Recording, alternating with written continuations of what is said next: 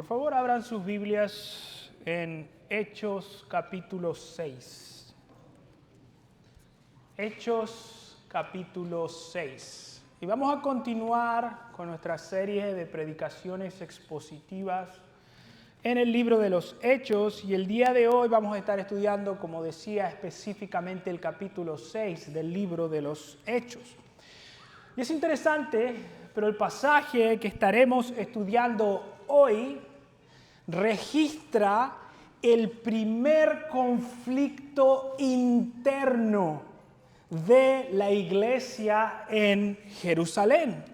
Y si piensan, hasta este punto en el libro de los Hechos, nos hemos encontrado, aparte de la escena de Ananías y Zafira, que la mayoría de los conflictos han venido por presiones externas a la iglesia.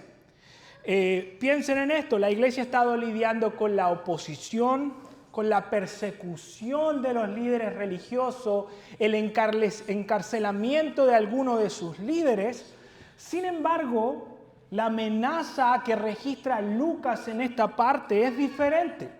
Esta vez, el conflicto que hay en la iglesia viene porque hay algunos de sus miembros que están murmurando de otros. Y eso es interesante, ¿no? Porque aunque no lo parezca a primera vista, este tipo de conflictos son tanto o más peligrosos que la persecución. De hecho, por experiencia, tú y yo sabemos lo dañino y lo doloroso que pueden llegar a ser los conflictos dentro de la iglesia. No solo con nuestros hermanos, pero también cuando tenemos conflictos con nuestros líderes o con nuestros pastores, ¿no? A veces pareciera que incluso la persecución de los de afuera se puede llegar a sentir un poco menos dolorosa que cuando la traición o el ataque viene por personas que están cerca tuyo, ¿no? Ahí es cuando el dolor se vuelve un poquito más cercano y a la vez más doloroso. Ahora, lo interesante de este pasaje que queremos desempacar el día de hoy es que nos muestra cómo responde la iglesia ante este conflicto. Y creo que este pasaje especialmente nos muestra que Jesús, el Rey de la iglesia, usa los conflictos para que su iglesia crezca en dependencia del Espíritu y aprenda a responder con sabiduría. Y ese es el título de esta predicación. El Rey protege a su iglesia en medio del conflicto. Y la idea central de este pasaje y por ende de esta predicación del día de hoy, es decir, lo que creo que condensa la intención de Lucas y cómo aplica hacia nosotros de una manera viva y eficaz hoy, es que Cristo nos llama a proteger la unidad de su iglesia, primero rechazando la murmuración, sometiéndonos a su palabra y sirviendo humildemente a nuestros hermanos. Entonces, déjenme repetir la idea central. Si entienden esto, tienen una parte importante de lo que deseo persuadirlos el día de hoy, que es que Cristo, el Rey y soberano de la iglesia, manda a todos sus súbditos que protejan la unidad del cuerpo de Cristo. ¿Cómo? ¿Cómo protejo la unidad del cuerpo de Cristo? Primero, rechazando la murmuración entre los miembros del cuerpo. Eso es lo primero. Lo segundo es humildemente sometiéndome a la autoridad de la palabra. Y por último, aprendiendo a servir humildemente a nuestros hermanos. Esa es la idea que espero poder desarrollar el día de hoy. Y para ver este aspecto, mi bosquejo está separado en dos partes. Primero vamos a ver la amenaza a la unidad en el versículo 1 y después vamos a ver la respuesta de la iglesia en los versículos 2 al 7. Entonces, si tienen sus Biblias ahí, por favor, vayan a Hechos capítulo 6. Vamos a leer los primeros 7 versículos y luego vamos a orar. Dice así la palabra inspirada e inerrante del Señor. Dice, por aquellos días, al multiplicarse el número de los discípulos, surgió una queja de parte de los judíos helenistas en contra de los judíos nativos, porque sus viudas eran desatendidas en la distribución diaria de los alimentos. Entonces, los 12 convocaron a la congregación de los discípulos y dijeron, no es conveniente que nosotros descuidemos la palabra de Dios para servir mesas. Por tanto, hermanos, escojan de entre ustedes 7 hombres de buena reputación, llenos del Espíritu Santo y de sabiduría, a quienes podamos encargar esta tarea. Y nosotros nos entregaremos a la oración y al ministerio de la palabra. Lo propuesto tuvo la aprobación de toda la congregación y escogieron a Esteban, un hombre lleno de fe y del Espíritu Santo, y a Felipe, a Prócoro, a Nicanor, a Timón, a Parmenas, a Nicolás, un prosélito de Antioquía. A estos los presentaron ante los apóstoles y después de orar pusieron sus manos sobre ellos.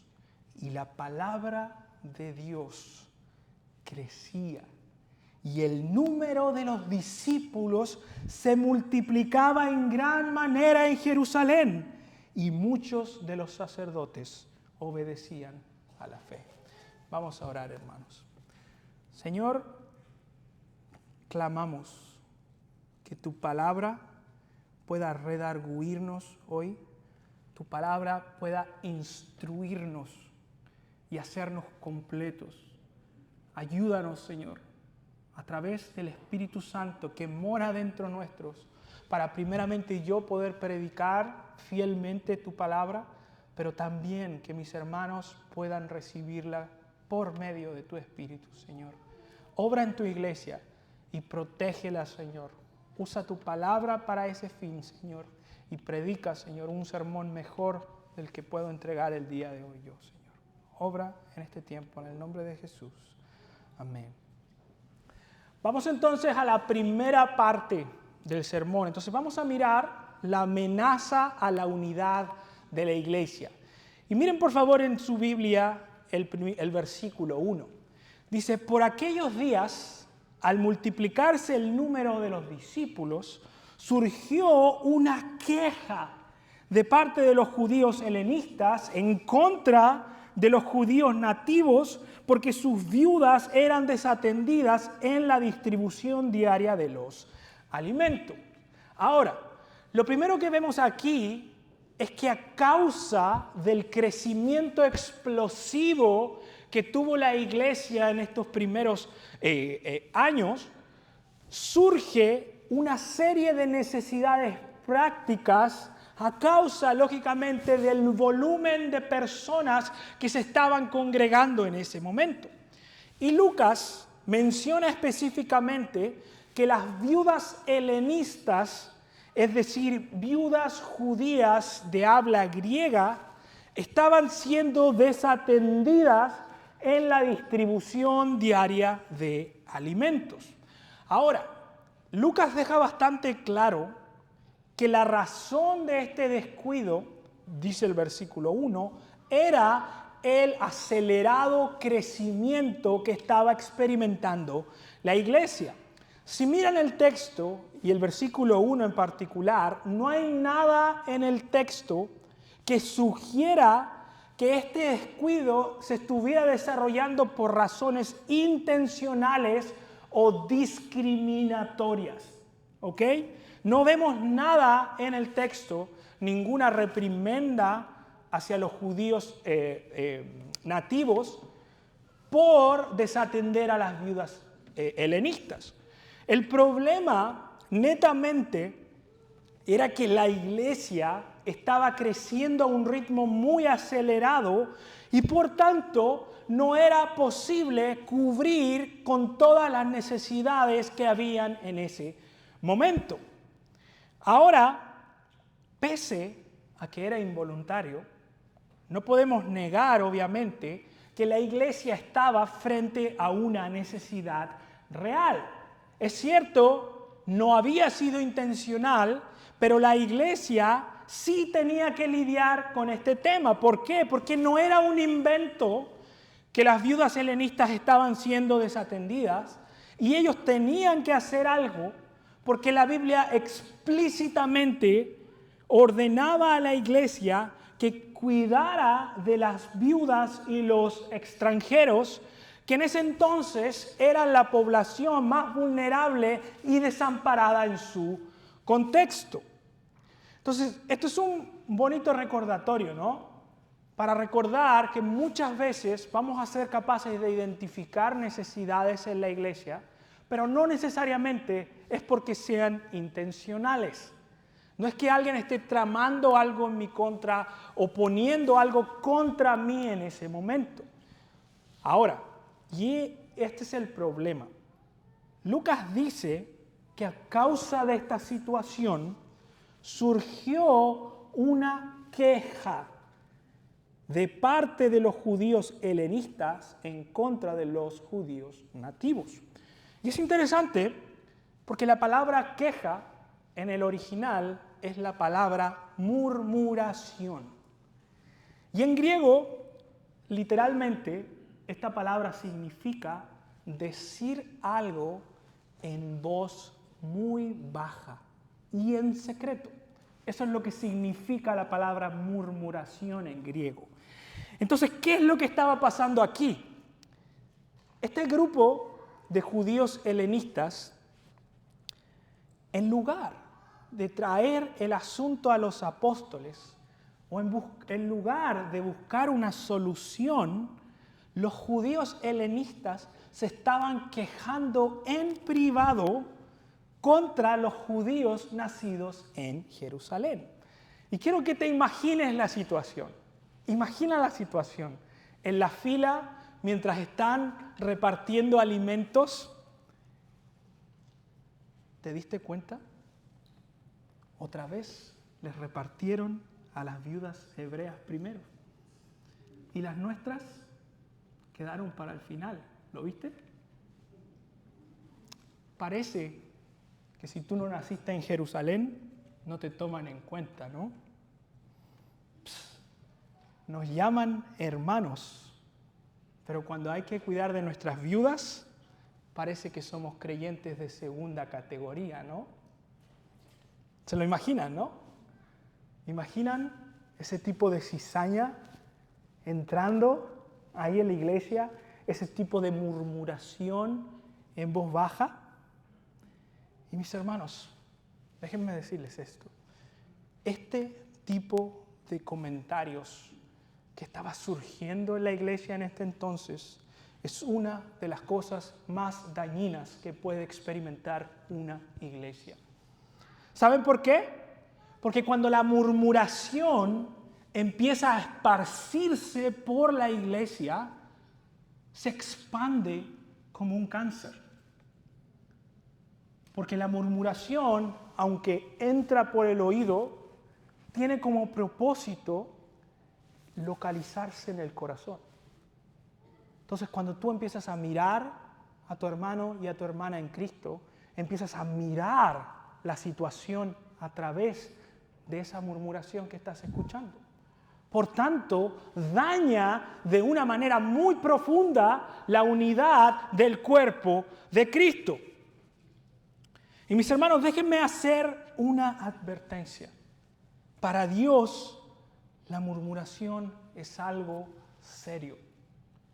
No es un juego inocente. Tanto el Antiguo como el Nuevo Testamento dicen explícitamente que Dios repudia la murmuración dentro de su pueblo. ¿Saben por qué? Porque en última instancia, toda murmuración es una queja contra Dios. Toda murmuración de mis circunstancias o lo que otros me hacen es una queja contra lo que Dios ha puesto en mi camino soberanamente. Por eso, Filipenses 2:14 dice lo siguiente. Dice, haced todo. Y déjenme hacer una pausa ahí. Haced todo. ¿Ya entienden? ¿Saben? ¿Cierto? Todo significa todo. Haced todo sin murmuraciones y contiendas, para que seáis irreprensibles y sencillos, hijos de Dios sin mancha, en medio de una generación maligna y perversa, en medio de la cual resplandecéis como luminares en el mundo. Y déjenme hacer un comentario breve ahí. Pero si yo soy alguien en la iglesia que trae murmuraciones, no resplandezco en el mundo como luminares, como hijos de Dios, sino que me comporto como esa generación maligna y perversa, que es la misma generación que el Señor castigó en el desierto por murmurar. Por eso, nuestro pacto de membresía dice esto: nos comprometemos a avanzar el reino de Dios en esta iglesia, promoviendo su unidad y absteniéndonos del chisme y la murmuración. Esa declaración de nuestro pacto de membresía está puesta ahí porque reconocemos el daño que trae a una iglesia cuando los miembros empiezan a devorarse unos a otros. Y déjame darte 2 consejos prácticos para mantener la unidad que Cristo desea para su iglesia. Primero, no asumas intenciones. Eso es lo primero.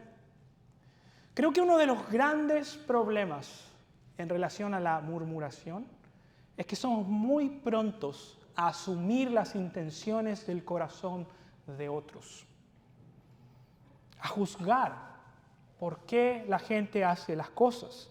Y mi hermano y mi hermana, si no sabes por qué pasa algo, no asumas la peor intención del otro.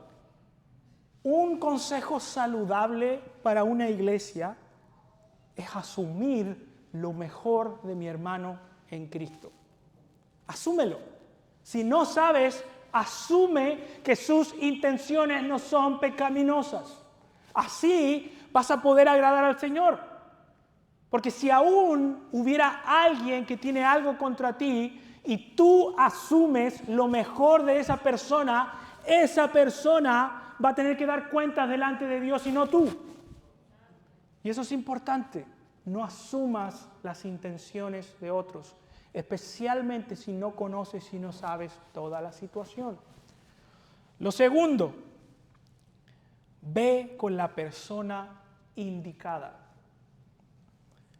Si tuviste un problema con tu hermano o tu hermana, ve directo con esa persona. No es necesario, si tuviste un problema, que busques a tu hermano, le chismees todo lo que pasó y después le digas, bueno, para que oremos, ¿no? Y vayas, cuentes toda la situación, expongas lo que aún no has resuelto con la persona involucrada. Y si, mis hermanos, si ven un problema en la iglesia, en los ministerios, en la manera en que nos conducimos, ve directo con tus pastores. Antes de comentarlo con otros miembros, antes de hablarlo con tu esposo o tu esposa, antes de comentarle a tu mejor amiga o tu mejor amigo en la iglesia, ve directo con tus líderes. Y ustedes saben, los que han venido a conversar con nosotros, que hay un deseo genuino de nuestra parte de escuchar a la iglesia, de prestarle oído de las cosas que están pasando. Porque ese es el problema en este pasaje. El problema en este pasaje no es que no hubiera una necesidad. Sí había una necesidad real. Y ustedes seguramente van a poder notar mucho mejor que nosotros necesidades en ciertas áreas que yo no voy a poder ver, que Daniel no va a poder ver y Peter no va a poder ver. Entonces su manera de ver, la manera en que identifiquen las necesidades en la iglesia, van a ser dos opciones: una bendición o una maldición. Si vas a la persona correcta, tu vida va a ser una bendición, porque estás notando una necesidad bíblica importante y la estás llevando a la persona correcta. Eso está bien, eso es bíblico, hay que perseguirlo. Pero si ves una necesidad y terminas murmurando con otras personas, tu vida se transformó en una maldición, en algo que no agrada al Señor y que no cuida de la unidad de su iglesia. Y de nuevo, ese es el gran problema de los judíos helenistas en este pasaje. Ellos notaron una necesidad real, pero en lugar de ir a sus líderes, comenzaron a esparcir murmuraciones. Y ahora, dada la gravedad de esta situación, los líderes en la iglesia en Jerusalén se movilizan rápidamente para proponer una solución al problema. Y ese es el segundo punto de este sermón, que es la respuesta de la iglesia. Entonces lo que vemos, ya vimos el problema.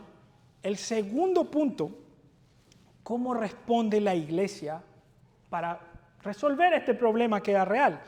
Y el texto nos muestra que la iglesia trabaja rápidamente para resolverlo. Y Lucas nos muestra que hay dos grupos, y esto es interesante, dos grupos de personajes, por decirlo así, que trabajan de manera coordinada para resolver el problema. Por un lado, vemos el liderazgo de los apóstoles para resolver el asunto, pero también vemos a la iglesia trabajando activamente. Son los dos en el pasaje. Y quiero que veamos ambos en detalle, tanto el liderazgo de los apóstoles como la iglesia. Entonces, veamos primero el liderazgo humilde de los apóstoles. Miren por favor conmigo el versículo 2. Tomen sus Biblias, por favor. Dice: entonces los 12 convocaron a la congregación de los discípulos y dijeron: no es conveniente que nosotros descuidemos la palabra de Dios para servir mesas.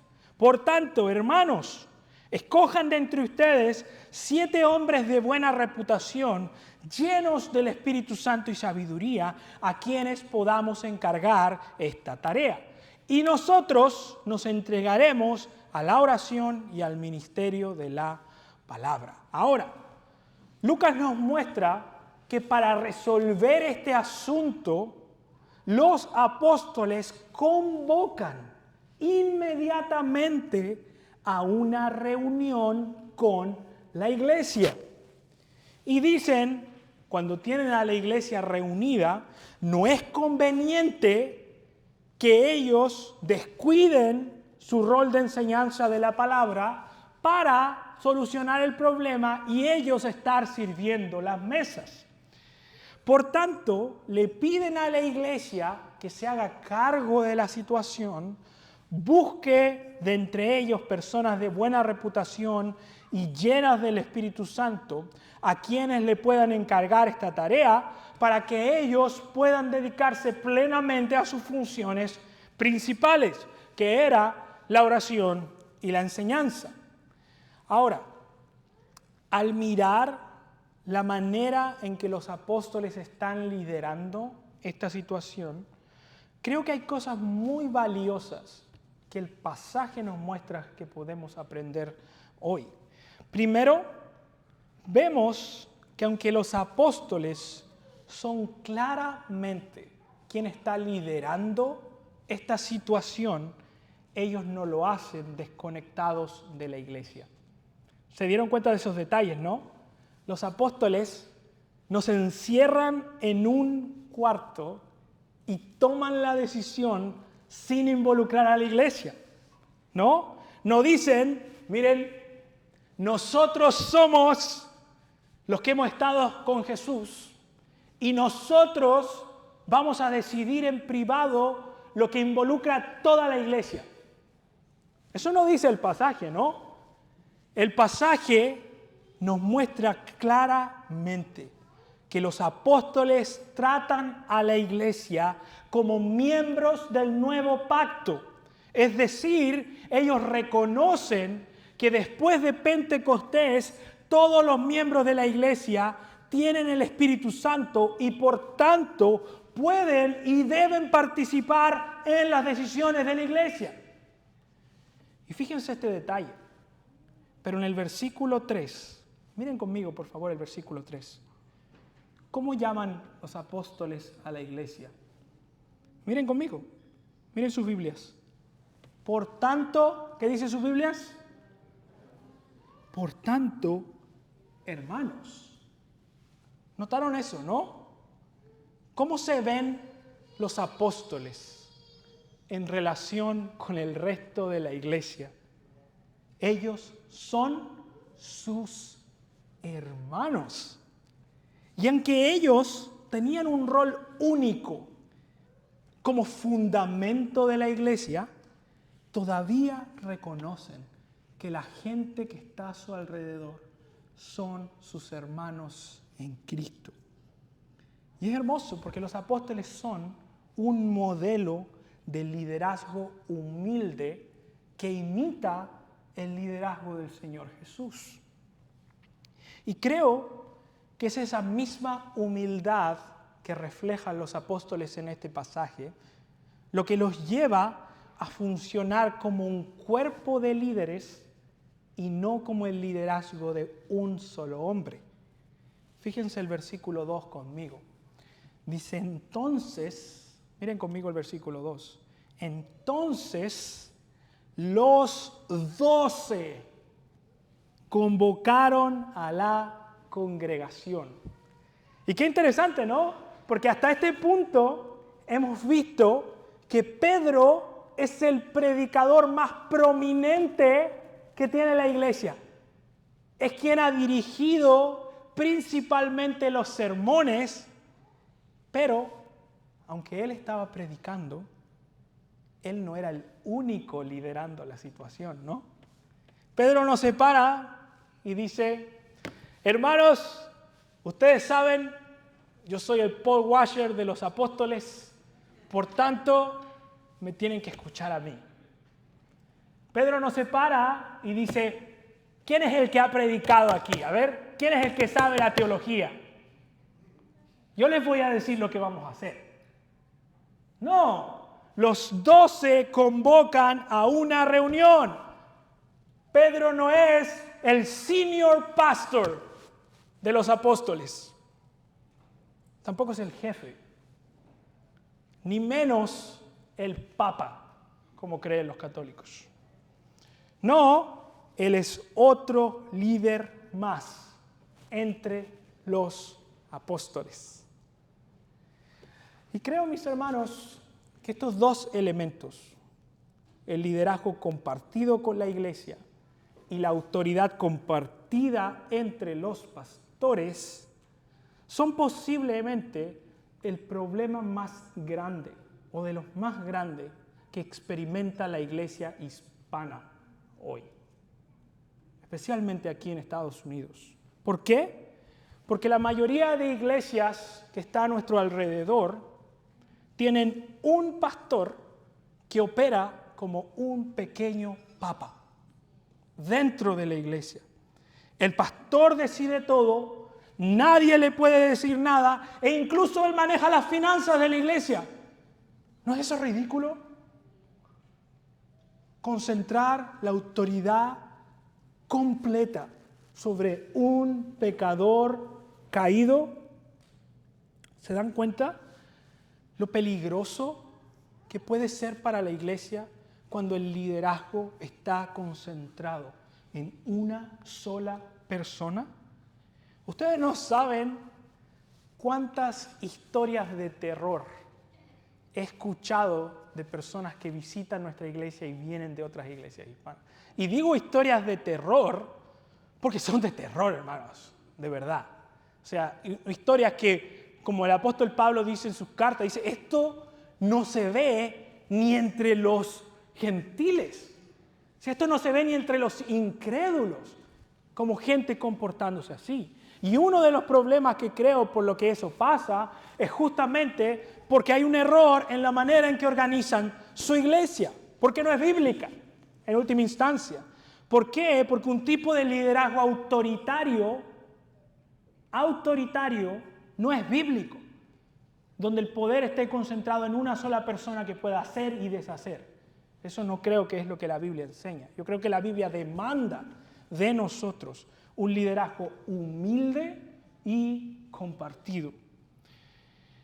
Y saben, creo que uno de los grandes errores es asumir que un liderazgo compartido, un liderazgo servicial y un liderazgo humilde es un liderazgo débil o sin autoridad. Ese es uno de los grandes errores. Es pensar, si yo involucro a la congregación va a haber un desastre. Si yo comparto mi autoridad con otro pastor va a haber un desastre. No, eso no es cierto. Este mismo pasaje muestra, y es bien claro, que aunque los apóstoles son humildes e involucran a la iglesia, no están dispuestos a negociar los aspectos fundamentales que Jesús les encomendó. De hecho, ellos le dijeron a la iglesia, escuchen, no es conveniente que nosotros descuidemos la palabra de Dios para servir mesas. Y en griego dice literalmente, no es correcto que nosotros descuidemos la palabra. Es decir, no le agrada al Señor. Por eso la iglesia tenía el deber de buscar hombres que pudieran tomar esa responsabilidad para que ellos pudieran dedicarse por completo a la oración y el ministerio de la palabra. Y es interesante porque ahí donde dice ministerio de la palabra es literalmente diácono o servidor, lo que el texto dice. Entonces los apóstoles, pese a que involucran a otros, les dicen, Jesús nos encomendó para ser diáconos de la palabra, servidores de la palabra. Y eso es muy importante para nosotros hoy, porque nos muestra claramente, especialmente cuando lo leemos a la luz también de las epístolas pastorales, cuál debería ser la prioridad de un liderazgo en la iglesia. Y escuchen esto, mis hermanos, los líderes en la iglesia no pueden ni deben hacer todo en la iglesia. Los apóstoles, al igual que los pastores hoy, han sido llamados a dedicarse principalmente a la oración y la palabra. Y cuando piensen esto, de nuevo, tenemos que entender lo siguiente. La mayor necesidad de una iglesia es una predicación fiel y una enseñanza fiel a la palabra de Dios. Y nada, mis hermanos, absolutamente nada en la iglesia debe distraernos de esa función principal. Ese es siempre, mis hermanos, el aspecto más relevante en una iglesia. Y nunca debemos olvidarnos que esa debe ser nuestra primera prioridad. Eso es lo que los apóstoles nos están mostrando. Porque puede que estemos en una iglesia que no tenga las bancas más cómodas. Puede que no tengamos los mejores instrumentos de música. Puede que no tengamos los mejores equipos de sonido. Pero mis hermanos, eso no es lo más importante. Una iglesia puede tener todas esas cosas y más y estar muerta por no predicar la palabra y hacer de esto un espectáculo para lo cual no fue diseñado. Y es interesante, el pastor Sugiel Michelén dice, una iglesia puede tener muchos ministerios y una gran estructura, pero si la predicación y la oración no es central, esa iglesia va a morir. Sin una predicación fiel no hay alimento y sin oración no hay poder. Mis hermanos, es difícil saber cómo enfatizar esto lo suficiente, pero lo que tenemos que entender es esto. ¿Por qué la palabra es tan central en una iglesia? Porque Cristo mismo reina a su iglesia a través de la autoridad de su palabra. ¿Cómo llegamos a conocer cuál es la voluntad de Cristo para su iglesia? ¿Dónde? ¿Dónde busco lo que le agrada al rey de la iglesia? ¿Lo busco en un sueño?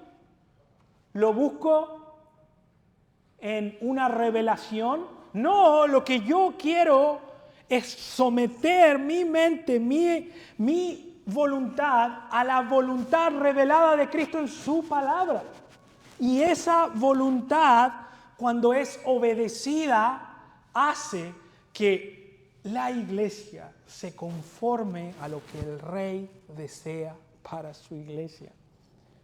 Por tanto, cuando la palabra se predica, cuando la palabra se enseña, cuando escuchamos la voz de Cristo en su palabra y la obedecemos, nos estamos sometiendo a la autoridad de Cristo para su iglesia.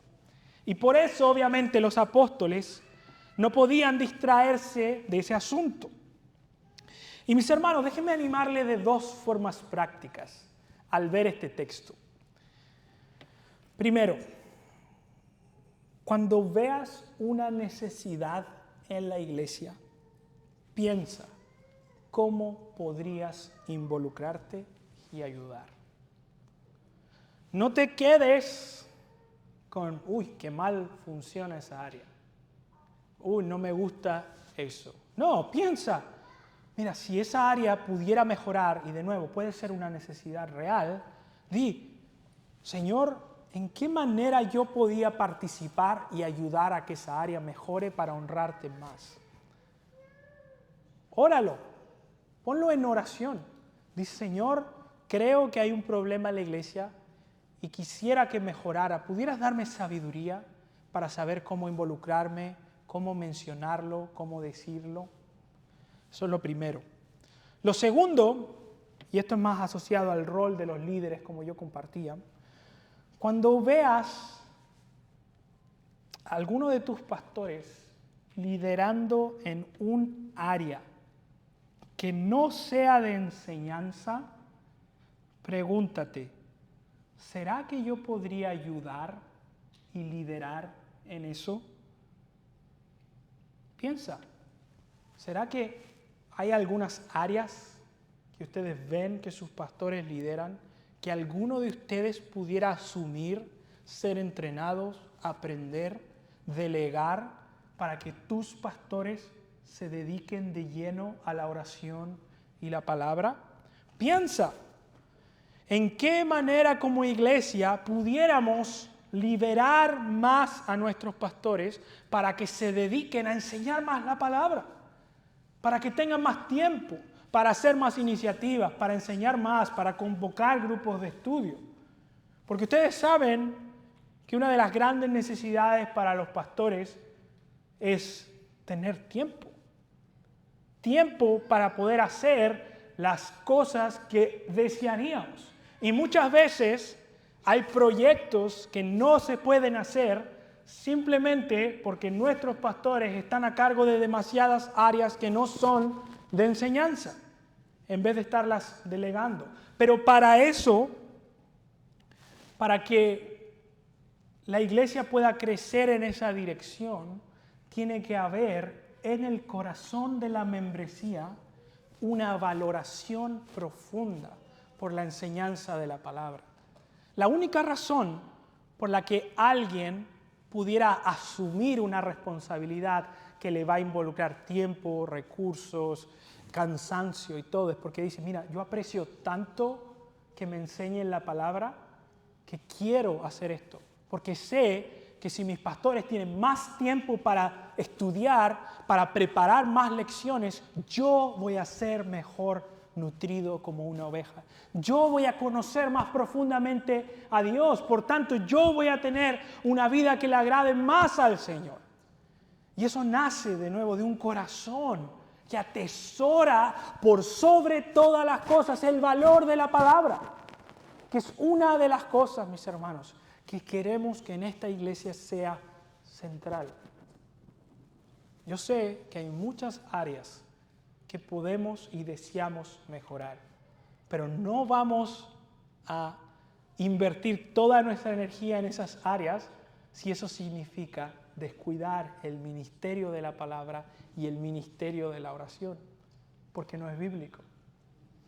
Ahora, uno de los pasajes más lindos que tiene este pasaje es que no solo vemos líderes humildes y bíblicos, sino que además vemos una iglesia humilde y comprometida con el avance del reino de Dios. Y ese es el segundo aspecto importante de la respuesta de la iglesia. Y es que uno de los aspectos más destacados y lindos en verdad de ver en este pasaje es la armonía que existe entre el liderazgo de los apóstoles y la congregación. Miren por favor conmigo el versículo 5. Dice, lo propuesto tuvo la aprobación de toda la congregación. La iglesia acepta humildemente lo que dicen sus líderes y aprueban lo que proponen. Y eso significa que, en otras palabras, ellos como iglesia están diciendo, sí, necesitamos que nuestros líderes se dediquen a la oración y la palabra, y nosotros nos vamos a encargar de buscar a personas de buen testimonio que puedan hacerse cargo de esa situación. Ahora, no sabemos exactamente cómo, pero la iglesia se puso de acuerdo, ya sea votando o de alguna otra manera. Y si te habías preguntado alguna vez por qué hay votaciones en nuestra iglesia, por qué tenemos reuniones de miembros donde se votan por ciertos aspectos, bueno, este es uno de los pasajes que permite iluminar la manera en que la iglesia resuelve y se conduce. Entonces, por eso en esta iglesia hay votaciones, porque esta iglesia de alguna manera se puso de acuerdo y aceptó el consejo de sus líderes. Ahora, vemos, y este pasaje lo enseña muy claro, que la iglesia tiene un llamado a trabajar de la mano de sus líderes. Y es interesante porque en este pasaje no solo los miembros fueron escuchados, sino que además tuvieron una participación real de la iglesia, no solo simbólica, aunque obviamente no socavan ni el papel ni la autoridad de los apóstoles. Y dice el versículo 5 que la iglesia, la propia iglesia, busca, encuentra a Esteban, a Felipe, a Prócoro, a Nicanor, a Timón, a Parmenas, a Nicolás, como los que se iban a hacer cargo del problema. Ahora vemos en esta lista de nombres que la mayoría son nombres griegos. Por tanto, inferimos, no está explícito, que habían judíos helenistas que no estaban murmurando y que dijeron, mira, nosotros estamos dispuestos a hacernos cargo de la situación. Entonces hay algunos que se quejan y hay otros que ayudan. Y es interesante eso también. Ahora, este grupo de hombres aquí han sido considerados históricamente como protodiáconos, es decir, una forma más antigua de lo que después las epístolas pastorales reconoce como un diácono. ¿Y qué es un diácono? Un diácono es una persona, un líder en la iglesia, que se encarga de cualquier área práctica para que sus pastores puedan dedicarse a la palabra y la oración. Y al igual que vemos en este pasaje, un diácono tiene que cumplir una serie de requisitos de carácter para poder ser escogido en esa posición. Entonces las epístolas pastorales, cuando ustedes miran las listas que hay ahí, está explícitamente tipificado cuáles son las condiciones para que alguien pueda ser un diácono de una iglesia. Marido de una sola mujer, no dado al vino, no pendenciero, etc. Y otro tipo de condiciones. Y ahora lo que hace esta iglesia es que escoge a estas personas y de nuevo humildemente reconocen el liderazgo de sus apóstoles, sus pastores, pudiéramos decir en el contexto moderno, y presentan su decisión para que ellos la aprueben. Y el versículo 16 dice, a estos los presentaron ante los apóstoles y después de orar pusieron sus manos sobre ellos. Y al imponer manos y orar por ellos, los apóstoles están pidiendo que el Espíritu Santo obre en estas personas y que los empodere para cumplir la misión para la cual fueron llamados. Y creo, mis hermanos, cuando veo esto y escucho, lleno del Espíritu Santo, lleno de sabiduría, lleno de fe, es un poderoso recordatorio que tú no necesitas ser un predicador y un maestro para ser lleno del Espíritu Santo, ¿no? Porque es común, ¿no? Pensamos que hay categorías, como ese predicador, ese sí que puede ser lleno del Espíritu Santo. Yo no, porque tú sabes, a mí no se me da. Soy como Moisés, torpe de lengua, digo. Y pienso como si hubiera una categoría, como que el Espíritu Santo y su obra estuviera reservada solo para personas que tienen dones orales o de enseñanza. Y eso no es cierto, ¿no? Este pasaje nos muestra que estas personas que iban a servir mesas podían tener la convicción de que ellos servían mesas como personas llenas del Espíritu Santo. Y mis hermanos, yo he visto pastores menos llenos del Espíritu Santo que personas que sirven mesas. Y esa es la realidad. Ustedes cuando sirvan en su iglesia pueden tener la convicción de que si lo hacen de corazón, ya sea en la música, ya sea con los niños, ya sea sirviendo café, ya sea limpiando las mesas, de que pueden ser personas llenas del Espíritu Santo, llenas de sabiduría, llenas de fe, al igual que un predicador, solo que en otro contexto. Entonces no limitemos la obra del Espíritu, que es limitada solo para los hombres, solo para la enseñanza, porque no es cierto. Y este pasaje es un claro ejemplo de eso. Y este pasaje, junto con eso, me hace preguntarme, y quisiera que ustedes hicieran esta pregunta. Si nosotros como iglesia estuviéramos pasando por una necesidad, como la que está pasando la iglesia en Jerusalén, ¿estarías dispuesto a ayudar y poner tus dones al servicio del Señor? Si ves una necesidad en la iglesia, ¿serías de esa persona que levanta la mano y dicen, yo quisiera ayudar, considérenme, evalúenme? Y lo segundo, ¿crees, si te ofreces para ayudar y cooperar, que los otros verían en ti un testimonio de un hombre y una mujer llena de fe y del Espíritu? Cuando otros miren tu vida, y déjenme hacer un paréntesis aquí, pero una de las mentiras del mundo es que te dicen, no importa lo que otros piensen de mí. Eso no es cierto en la Biblia. En el mundo podrá ser así, pero sí importa lo que otros piensen de ti.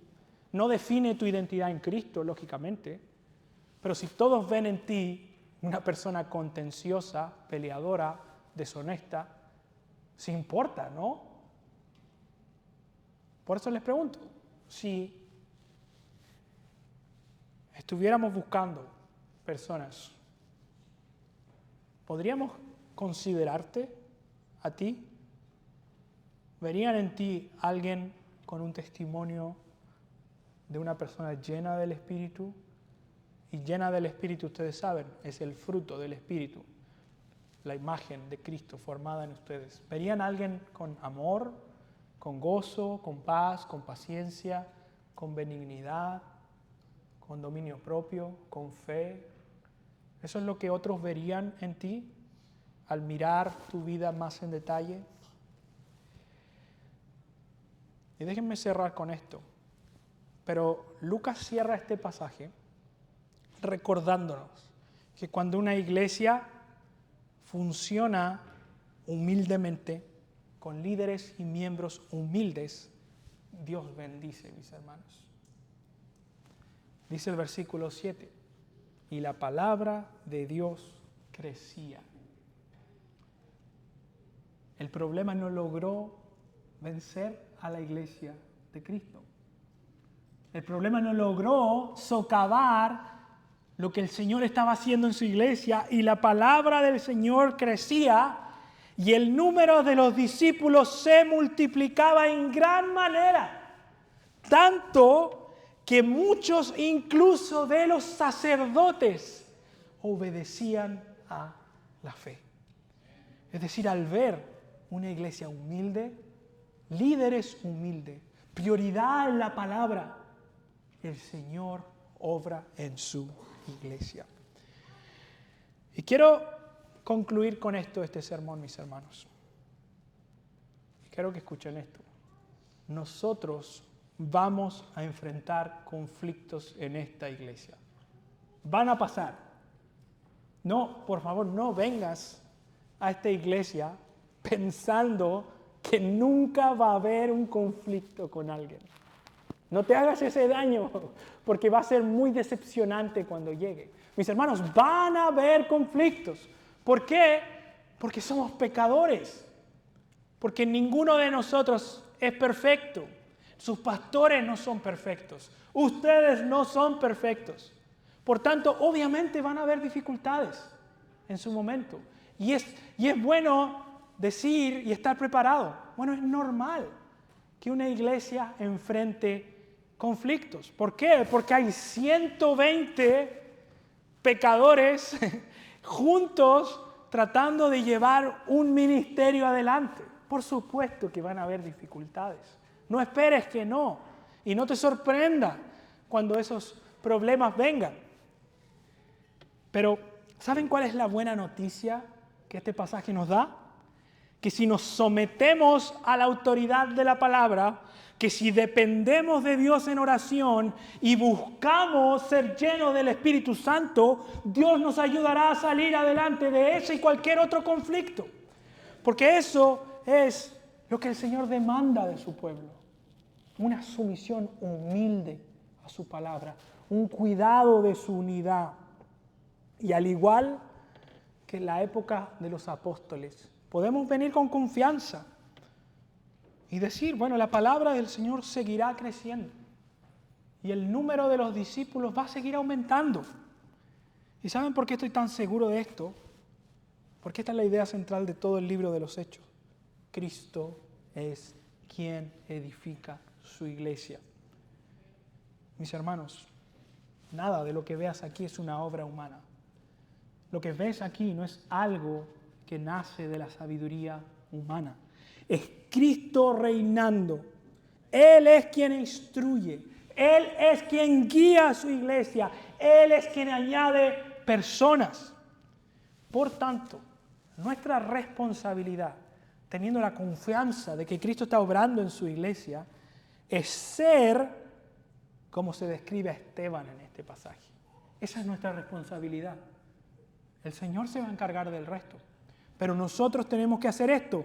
que seamos hombres y mujeres llenos de fe y del Espíritu Santo. Si buscamos eso, podemos descansar tranquilos de que Dios se va a encargar de todos los otros detalles. Buscad primeramente el reino de Dios y su justicia, y todas las otras cosas serán añadidas. Ese pasaje que está en el contexto de la ansiedad, las preocupaciones, también aplica para nosotros. Busquemos primeramente el reino de Dios y el resto de las cosas que su iglesia necesita va a ser añadido. Vamos a orar, mis hermanos. Señor, gracias porque tu palabra nos redarguye, nos desafía, nos convence, nos corrige, Señor, y nos ayuda a poner las metas correctas ante tu presencia, Señor. Perdónanos por tantas veces en que hemos fallado, pero también, Señor, gracias porque tu Espíritu Santo nunca nos deja, nunca termina ni se cansa de nosotros, Señor. Y aunque todos hemos fallado en esto que he expuesto yo hoy, incluido yo mismo, Señor, yo puedo tener la confianza de que tú sigues obrando en nosotros. Y tú lo vas a seguir haciendo, porque este es tu reino, esta es tu iglesia, Señor, y no la nuestra. Te clamo, Señor, cuida de tu iglesia, protege la unidad, guárdanos de la murmuración a toda costa y edifica tu iglesia por sobre todo, Señor. Te lo pedimos en el nombre de Jesús. Amén.